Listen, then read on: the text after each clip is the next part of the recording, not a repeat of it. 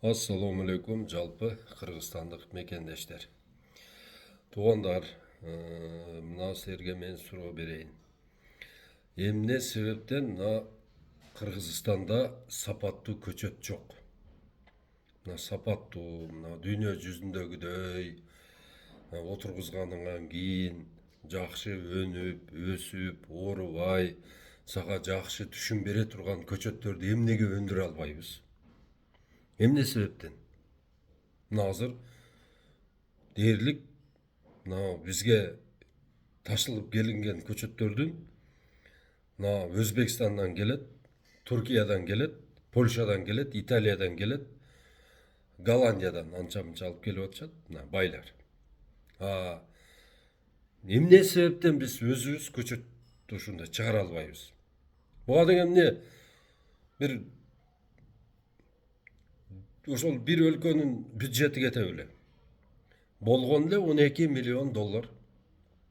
12 миллион доллар менен жыл сайын сапаттуу 10 миллион көчөт чыгарып турса болот Кыргызстан. 12 миллион долларга дүйнө жүзүндөгү эң акыркы технология менен сапаттуу көчөт чыгара турган инвинтро лабораториясы бар көчөткана курса болот. Объем менен курса болот. Мына ушул дүйнө жүзүндөгү эң акыркы технологиялар менен курса болот да. Эмне себептен ушуну Айыл чарба министрлиги, мына ушул Бакыт Эргешевич, буга чейинки министрлер мына ушуну демилгелеп көтөрүп чыгып, ушуну эмне колго алган эмес. Эмне себептен биз мына ушул бардык ушул алма, өрүк, шабдалы, кайналы, килес, анар, хурма, анжир, мисте, бадам, жаңгак көчөттөрүн эмне отургузабыз. Эмне себептен дайыма эле натыйжа жакшы эмес. Же болбосо берген түшүмүнүн мааниси жок. Же түсүнүн мындай товарный вид жок. Сата турган. Мына даамдары мисалы үчүн бузулуп кеткен. Эмне үчүн мына ушул Айыл чарба министрлиги ушул ишти колго албайт?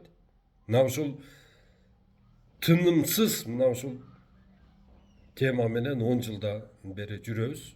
Мына Кыргызстандын баардык жерлерин кыдырып, бизде бак отургуза турган жерлер аябай көп.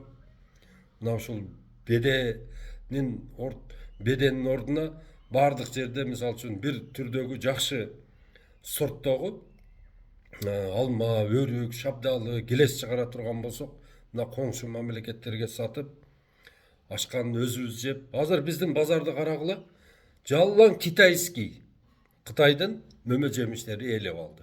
Кытайдын мандарини, апельсини, бананы, Кытайдын бар жок, Кытайдын алмазы, Кытайдын жүзүмү, анары, Кытайдын анары, Кытайдын эмне бар жок. Мына ушул тышкы внешний Кытай деп коет. Баягы ошол жактан эң арзан, анан кийин мындай химикат менен бышырылган тамак аштап келип жеп атабыз. Эмне себептен Айыл чарба министрлиги ушул жөнүндө ойлонбойт? Эмне себептен? Мына Айыл чарба министрлигинде бул растениеводство деген бир өзүнчө бир департамент бар, отдел бар. Мына ошол растениеводстводо эмнеге ушуну ойлоно турган адамдар жок? Бирдеме десең эле ушу басты ушул сен эч нерсе билбейсиң, сен эч нерсе түшүнбөйсүң, биз деген чоңбуз, биз министрбиз, биз зам министрбиз, биз деген департаменттин жетекчисибиз, сен эч нерсе билбейсиң дейт. Буну силер билбейсиңер өзүңөр. Өзүңөр эч нерсе билбейсиңер, анан кийин ушул билгендерди уккуңар келбейт. Мына азыр Кыргызстандын мына Аскар Акаев бөлүп берген 840 000 гектар жери бар. Сугат жери. Анын тең жарымында беде себилген. 360 000 гектар багара бар. 360 000 багаранын мына ошол жерден 460 000 багараны мисалы үчүн канча жылдан бери элдер басып да барган жок ал жерге. Эптеп кээ эптеп жылына бирдеме себет, будай себеп коет, же арпа себеп коет, анан такыр жыйынтык чыкпайт. Пайда жок, наоборот минус кетет. Анан мына ушул Kunarsız жерler var. 2,5 milyon gektar kunarsız жер var. Мына ошол 2,5 milyon kunarsız жердин бардыгын бак кылсак, мына ушул багаранын бардыгын бак кылсак, мына 840 миң гектар жерге макул мына ушул өзүбүзгө данга, анан жашылчага койсок калган 3 миллион гектар жер бизге бакка жетип атпайбы? Туура? Бардыгын Тойтка да жетет. Мына бош жаткан жерлерди айтып атам мен. Ошол кунарсыз 2,5 milyon жайтты айтып жатам. Анан ФПС'тин жерин дагы бар. 400 миң гектардай. Адан сырткары 460 миң гектар багараны айтып атам. Ошону иштетпейлиби? Бак кылып. Мына Айыл чарба министрлигинин түздөн түз иши бул деген мына сугат жерлерди көбөйтүү.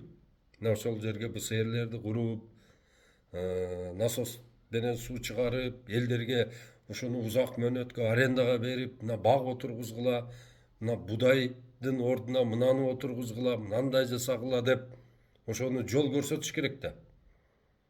Буларда билбейм мен, булар эмне иш кылып атат. Жөнөкөй эле ушу питомник жок, мына канча жылдан бери Өзбекстандын көчөтүн алып кирип сатып атат коммерсанттар. Мына дагы азыр мына быйыл 2026 жылга дагы сигналдар келип атат. Буяктан деген мына ушул Кызыл Кыя посту, Достук посту, Жалал-Абадтын постунан, мына ушул Кадамжайдын постунан, тетиги Шахмарданга өтө турган посттон ошол жерден уже 100 миңдеген, миллиондогон көчөттөрдү, 10 миллиондогон көчөттөрдү даярдап отурушат экен. Ошол Кыргызстанга алып чыгып сатабыз деп. Мына ошого бөгөт коюш керек. Анан мына ошол Айыл чарба министрлиги бардык жумушун токтотуп коюп туруп, азыр эмне питомник менен заниматься этиш керек. Мына азыр бизге сапаттуу көчөт керек. Суу менен абада элге керек болуп атат. Элдер аны деген 600-700 сомдон алып отургуза албайт. Мамлекет ошону жок дегенде 200 сомдон обеспечить бериш керек. Билбесеңер айткыла, билбейбиз биз такыр ошону. Азыр болсо мына ошол бир 40тайбы кандай мына списогун көрө элекмин. Бир 20-30дай питомникке, мына Кыргызстандын питомнигине аккредитация берип коюпсуңар. Аларга документ жасап берип коюпсуңар, сата бергиле деп. Алар деген Өзбекстандын көчөтүнөн эч кандай айырмасы жок. То же самое. Бирдей эле ошол урукту чачат, ошодон чыккан сенсияга анан кийин башка бир түшүм берип аткан дарактын бүчүрүн салат, анан кийин ошону көчөт деп чыгарып берип атат. Көчөт деген азыр дүйнө жүзү инвенторго өткөн, инвентро клонированияга өткөн, сапаттуу көчөттөр инвентро клонирование менен гана чыгат. Оорубай турган көчөттөр, безвирусный, жакшы түшүм бере турган. Мына ушул тармакты өздөштүрбөйлүбү? Мына азыр Кыргызстанда бир жылда эң эле аз дегенде канча бир 100 миңден ашык ошол бүтүрүүчү чыгып атат. Мына ошолордун бирөөсү барып окуп айтат ошол жака. Мына ушул микробиологияны окутуш керек. Жок дегенде бир жылда эң эле аз дегенде 1000 баланы микробиологияга бериш керек. Ошону квота жасап, мына ушул Голландияда, Италияда, мына ушул Германияда, Туркияда, Польшада, Чехословакияда окутуп келиш керек балдарды. Ошолор келип эртеге бизге сапаттуу көчөт чыгарып берет, сапаттуу урук чыгарат. Мына азыр канча жыл болуп кетти. Мына ушул Германиядан тынымсыз эле ошол Ривера дагы эмне деп эле картошканын уругун ташыйт. Ошол картошканын уругун мына өзүбүздө Скрябинада чыгарса болбойбу? Скрябинада кимдерди ошол жерде окутуп атышат? Скрябинаны бүткөндөр азыр каякта жүрүшөт? Кайсы структураларда иштеп атышат? Мына ошолордун бардыгын иликтеп чыгыш керек. Эгерде Скрябинада бюджетте окуп, анан кийин башка бир кесипти тандап кете турган болсо, анда андай баланы окутпаш керек. Бизде агрономия жок. Мына эң чоң поселоктардан, айылдардан мына Колунду бир агроном жок. Мына Куршап бир агроном жок. Кичинекей айылдарды айтпай эле коеюн. Бир дагы агроном жок. Агрономияны түшүнгөн бир адис жок болуп атат. Азыр болсо бардыгы эле ушул популизм менен заниматься этип чыгып кетишти. Мына ушул губернатор, мына акимдер, айыл өкмөттөр, айыл башчылар, булар деген эмне? Жерди эффективдүү пайдалануу боюнча деген күнүгө иш алып барыш керек. Алар деген баардыгы эле баягындай эптеп эле ушул бир срокто отурса, анан башка жакка жылса, ошентип карьерный лестница кылып алды да ошол. Айыл өкмөттү, айыл башчылыкты. Андай эмес.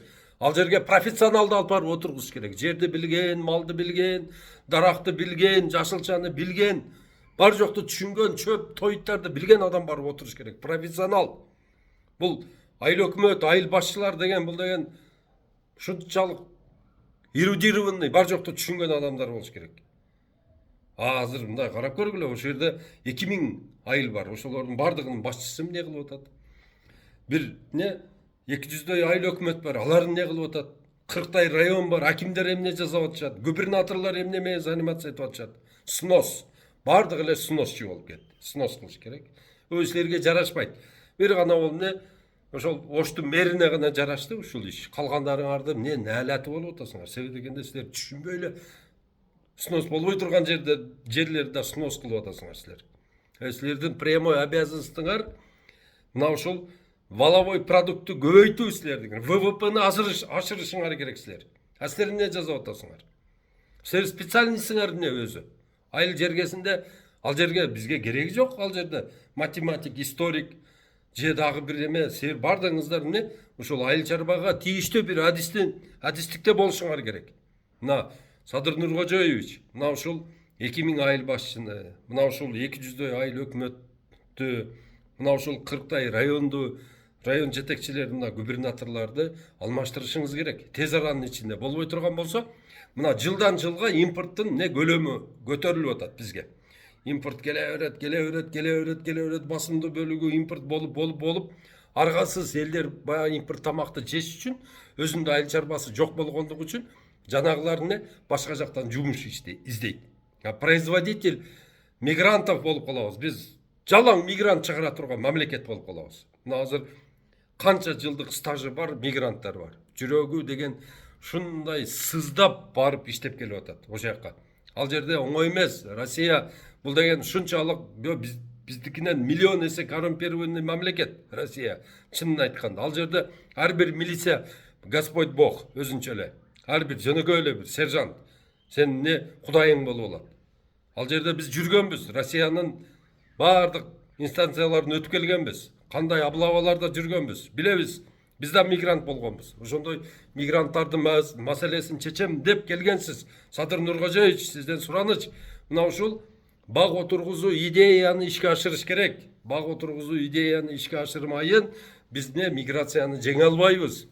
Биз деген мына ВВПны көтөрө албайбыз. Биз деген мына өзүбүздүн сууларды жакшы пайдалана албайбыз. Ушулардын бардыгы бак отургузуу идеясында камтылган. Мына мен сизден сураныч атам.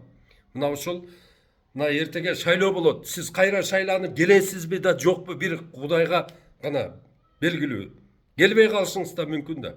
Ошон үчүн мына ушул учурдан пайдаланып, сизде азыр шайлоого чейин убакыт бар.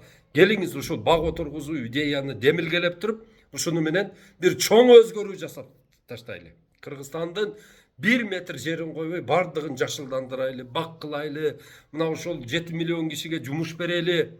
Мына чийки продукция болсо завод, фабрикалар курулат. Чийки продукция боло турган болсо ишкерлер келет бизге. Ушулардын бардыгы туризм менен коштолот. Мына ушулардын бардыгы элдин ден соолугуна пайда болот. Бул деген бардык жерлер бак боло турган болсо, бул электроэнергия болот. Ушулардын бардыгы чырмалышкан. Мына ушул бак отургузуу идеянын ичинде бардыгы. Сизден сураныч, мени кабыл алыңыз. Мен ушунун бардыгын сизге түшүндүрүп берейин. Анан ишти баштайлы. Кыргызстандын ушул түштүк тарабын бадамга толтурайлы, түндүк тарабын фундукка толтурайлы. Бизде толтура ресурстар бар жердин бетинде. Мына ошолор жамгыр жааган сайын агып башка мамлекеттерге кирип кетип атат. Бонитет деген бул кайра калыбына келбей турган күч бул. Мына ошону кайра көбөйтө турган бул бак болот. Бак отургузуп, мына ошолордун бардыгын кайра калыбына келтирсек болот. Биздин мына глобальный потепление келип атат.